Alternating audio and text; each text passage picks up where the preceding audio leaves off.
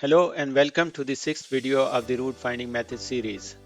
In this video, we'll learn about one of the most popular root finding method, which is known as Newton-Raphson method.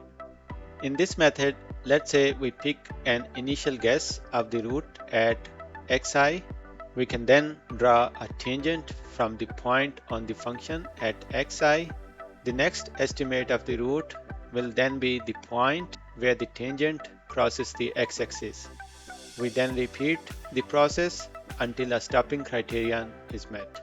We can use the Newton-Raphson formula for the next estimate of the root value. One of the main reasons for the popularity of this method is its quadratic convergence, which means that the number of significant figures of accuracy approximately doubles with each iteration. The Newton-Raphson function requires the original function, its derivative, start and end of the evaluation interval, stopping criterion, and the maximum number of iterations as arguments.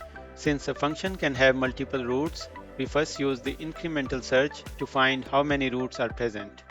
Then we provide initial guesses.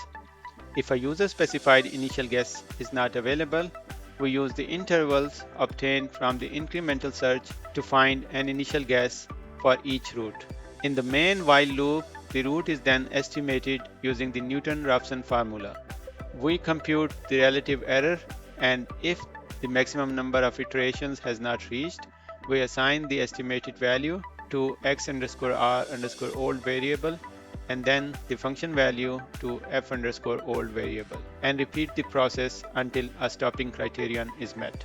Let's now run the Newton-Raphson method on the same quadratic function that we used in the previous videos of this series. Unlike the fixed point iteration method, we successfully found both solutions at x is equal to 2 and x is equal to 5 using the Newton-Raphson method. Despite its fast execution, implementing the Newton-Raphson method can sometimes be challenging because it requires evaluation of the derivative. In the next video, we'll look at secant and modified secant methods that use an approximation of the derivative instead to achieve almost similar efficiency. Thanks for watching and see you in the next video.